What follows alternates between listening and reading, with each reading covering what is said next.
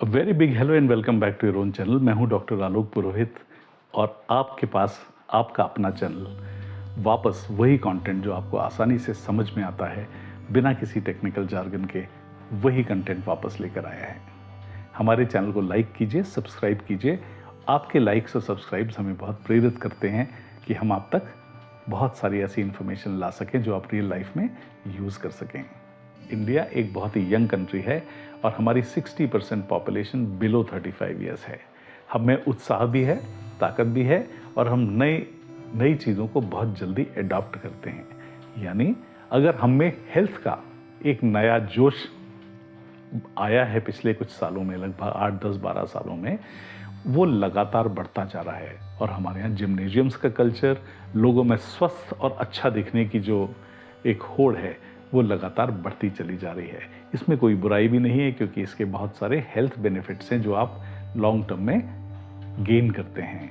आज हम इस एपिसोड में बात करेंगे एक्सरसाइज के उन 2 या 3 इंपॉर्टेंट पहलुओं के बारे में जो आपको कंसिडर करना चाहिए जब आप अपनी एक्सरसाइजेस को चूज करते हैं।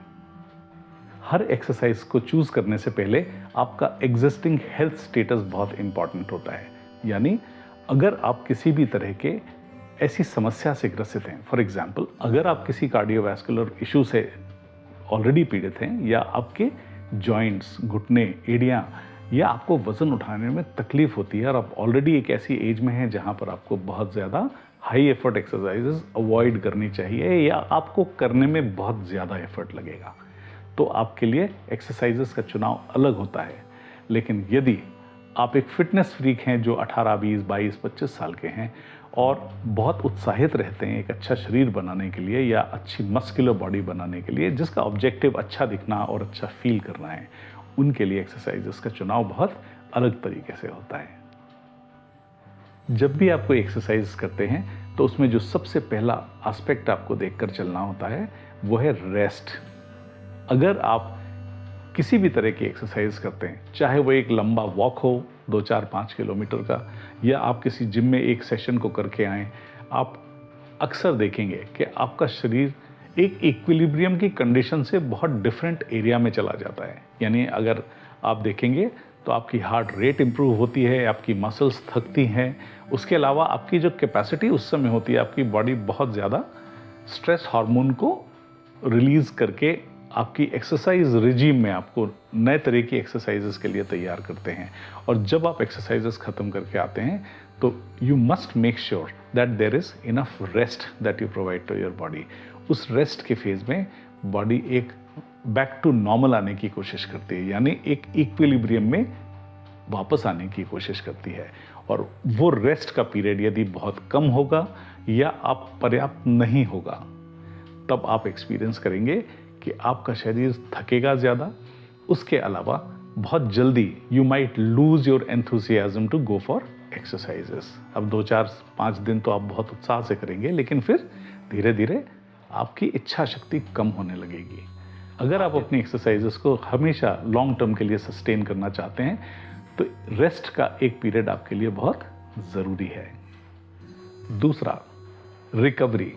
आप जब भी कोई इंटेंसिव एक्सरसाइजेस करते हैं तब आपके शरीर में मसल्स का ब्रेकडाउन होता है और वो मसल्स जो अपनी कैपेसिटी से ज़्यादा काम करती हैं, फॉर एग्जांपल यदि आप 5 किलो वज़न उठा सकते हैं, एक्सरसाइजेस के अगले सेशन में आप 6 किलो वज़न पर जाते हैं, आपकी मसल उस 6 किलो वज़न को उठाती है और ब्रेकडाउन उस मसल का होता है। और हमारा पूरा पर्पस एक्सरसाइजेस का यही होता है कि हम उस मसल को ब्रेक डाउन करें, उसके बाद उसको रिकवरी का एक पीरियड भी दें और साथ साथ हम उसको एक डाइटरी सपोर्ट या उसको प्रॉपर प्रोटीन प्रोवाइड करें ताकि हमारी बॉडी वापस से रेस्ट और रिकवरी पीरियड से दोबारा से इस मसल का फॉर्मेशन करे जो कि 6 किलो आसानी से उठाने में सक्षम बन जाए।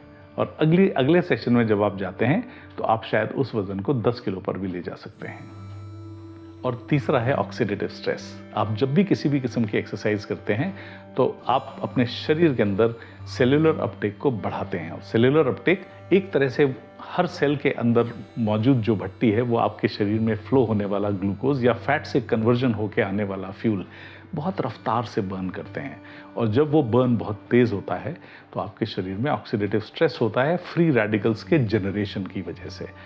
इस वजह से आपके शरीर में फ्रेश सेल्स का फॉर्मेशन और एग्जिस्टिंग सेल्स का लगातार हेल्दी बने रहना, ये अपने आप में थोड़ा सा खतरे में पड़ता है।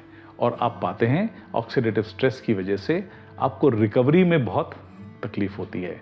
यानी आप लॉन्ग टर्म यदि ये सब करते रहें तो आप ऑक्सीडेटिव स्ट्रेस की वजह से काफ़ी सारी इंटरनल इंजरीज को जन्म देते हैं, या ऐसी चीज़ों को जन्म देते हैं जो आप देख नहीं सकते। फॉर एग्जाम्पल, ऑक्सीडेटिव स्ट्रेस की वजह से एक कार्डियोवैस्कुलर समस्या का जनरेशन हो जाना। जब ब्लड बहुत तेज़ रफ्तार से चलता है, साथ ही साथ में आपकी रिपेयरिंग की प्रोसेस जो कि कोलेस्ट्रॉल के थ्रू चलती है, आपके सेल्स बहुत तेज़ रफ्तार से बना रहे होते हैं, तो एक तरह से आप एक ऐसी भट्टी की तरह होते हैं जहाँ पर बहुत सारा ईंधन आप लगातार तेज़ रफ्तार में जला रहे होते हैं। और उस ऑक्सीडेटिव स्ट्रेस से बचाव करना बहुत आवश्यक होता है। इसलिए एक्सरसाइज को चुनने से पहले हमेशा ये देखकर चलना चाहिए, what is your ability to manage that oxidative stress. Oxidative stress को आप मेडिसिनल भी कुछ हद तक मैनेज कर सकते हैं। रेस्ट एंड रिकवरी आपके लिए ऑब्वियसली बहुत इंपॉर्टेंट है, और उसमें कुछ डाइटरी इंटरवेंशंस भी अगर आप लेंगे तो आप पाएंगे कि आप उसको बेहतर तरीके से मैनेज कर सकते हैं। इस वीडियो में आप जो जानकारी ले रहे हैं वो आपके लिए इसलिए ज़रूरी है क्योंकि पिछले कुछ दिनों में बहुत सारे अनुत्तरित सवाल हैं, यानी बहुत लोग जो प्ले फील्ड्स में, जिम्नेजियम्स में, जिनके साथ ये हादसे घट रहे हैं और जिनकी वजह से आपकी चिंताएं भी बढ़ रही हैं। हमेशा अपने एक्सरसाइजेस को ज़रूरी तो मानिए, लेकिन आपको किस तरह की एक्सरसाइजेस का चुनाव करना चाहिए, उसके लिए एक अच्छे हेल्थ एक्सपर्ट या अपने फिजिशियन से अपना बेसिक चेकअप, यानी हर साल कम से कम एक बार अपने हेल्थ का स्टेटस ज़रूर जानिए, ताकि आप अपने लिए एक सूटेबल एक्सरसाइजेस का चुनाव कर सकें। अगर आप सिर्फ हेल्थ मेंटेनेंस के पॉइंट ऑफ व्यू से कोई एक्सरसाइज चूज़ करना चाहते हैं तो आपके लिए बहुत माइल्ड एक्सरसाइजेस बहुत अच्छी हैं। फॉर एग्जांपल, अगर आप एक लॉन्ग वॉक पर जाते हैं जो कि 5 से 7 किलोमीटर पर आवर की रफ्तार से अगर आप चलते हैं, जिसको आप फास्ट वॉक भी कह सकते हैं, इस तरह की एक्सरसाइजेस आपको नॉन इम्पैक्ट एक्सरसाइजेस जैसे स्विमिंग है, साइकिलिंग है, इस तरह की एक्सरसाइजेस जिनसे इम्पैक्ट शरीर पर कम आता है, आप ऐसी एक्सरसाइजेस चूज़ कर सकते हैं। यदि आप किसी भी जोड़ों जैसी तकलीफ से पीड़ित हैं या आपको लगता है कि आपको बहुत हाई एफर्ट एक्सरसाइजेस नहीं करना चाहिए, ऐसी कंडीशन में यदि आप बहुत बड़े वेट को उठाने जैसी एक्सरसाइजेस करेंगे तो आप अपनी कंडीशन को फर्दर वर्सन करेंगे। यदि आप एक युवा हैं तो हमेशा अपनी डाइट और अपने हेल्थ स्टेटस की पूरी जानकारी के बाद ही करें, और एक्सरसाइज हमेशा एक सुपरविजन में करें। शुरुआत के कुछ दिनों में पहले और बाद में कुछ समय अपनी सेहत को ज़रूर मॉनिटर कीजिए। आप एक अच्छे गाइडेंस के तहत जब भी कोई एक्सरसाइज पिकअप करेंगे, आप उससे कम से कम अपने लिए नुकसान नहीं पैदा करेंगे।